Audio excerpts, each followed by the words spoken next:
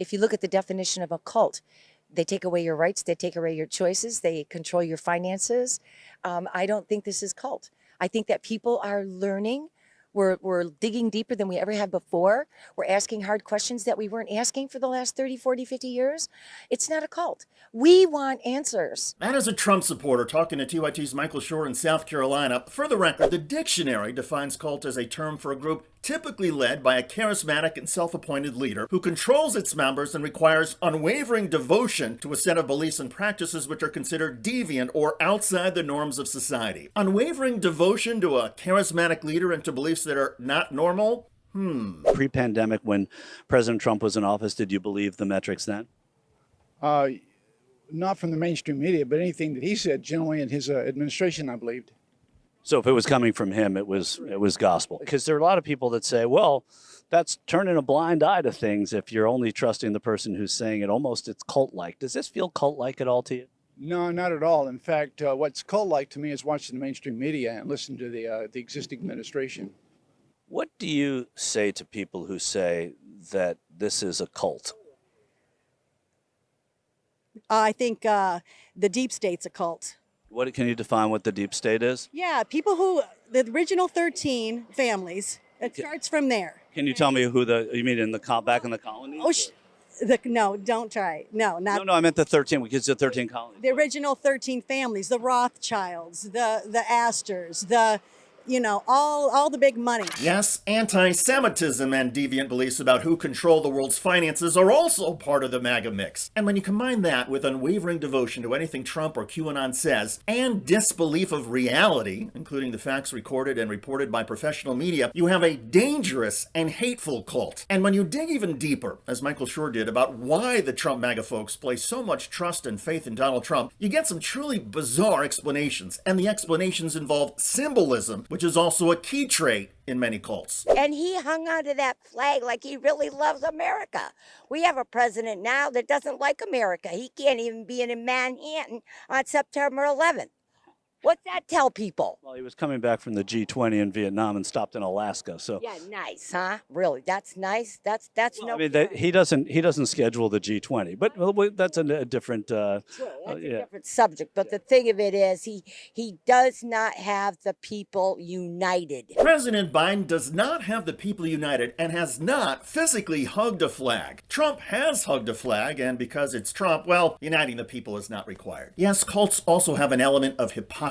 In any case, kudos as always to the brilliant broadcaster Michael Shore, who is also one of the most decent and polite people on this planet. These interviews with the Trump MAGA folks are important because they reveal that many Americans are lost, frightened, and dependent on a charismatic figure to guide them through uncertain times. And by uncertain, I mean a time of dramatic technological and societal changes. There was an Oxford study a few years ago that found that because of technology, half of all the jobs that exist in the United States today will disappear in the next 20 years. And we don't even have names for many of the new jobs or tasks that are coming. The transformation has already begun, and the gap between the wealthiest 1% and the rest of us keeps getting wider. It is a scary time for so many people in so many ways, and that is fertile ground for charismatic leaders like Donald Trump, deviant beliefs, and the suspension of reality. In other words, the MAGA cult. What's one thing he did when he was in office that made your life better, specifically?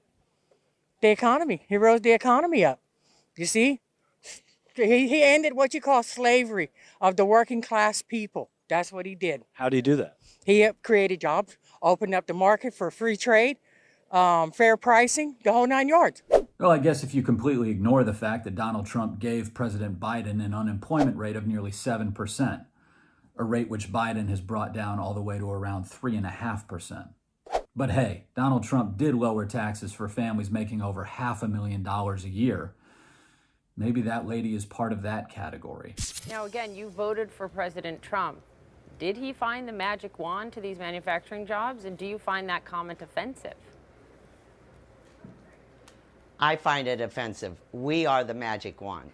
We are the people that kept GM here all that time. We are a caring community. We are a good workforce. I feel we kept GM here, not any president. So not only does Donald Trump have a history of stiffing blue-collar workers, but he also likes to take credit for some of their accomplishments. Perhaps this is part of the reason that the president of the United Auto Workers won't even give him a meeting. He said, and I quote, "I see no point in meeting with him because I don't think the man has any bit of care what our workers stand for, what the working class stands for." By the way, if Donald Trump really was keeping auto factories here in America, you'd think he could get a meeting with the president of the UAW. I think he kind of brought together diversion between races. I think that things were good for everybody. Specifically, what? Hispanics, blacks, whites, everybody, all the middle class. So I believe he did that.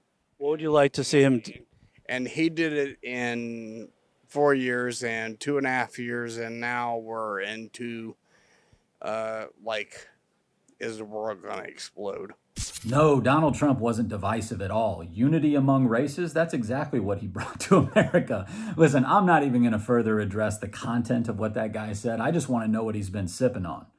I know that he hasn't been drinking Bud Light, so what is it? What are they serving at these MAGA events? When he was president, what's one thing that he did as president that made your life better? Everything. One thing. One thing. I would say taxes, and you got me on the spot. I don't know. Dog ate my homework. I have no idea how he improved my life. I'm just at a rally to support him. Can't blame the guy for not having any idea as to how Donald Trump improved anybody's lives, because the fact of the matter is he didn't.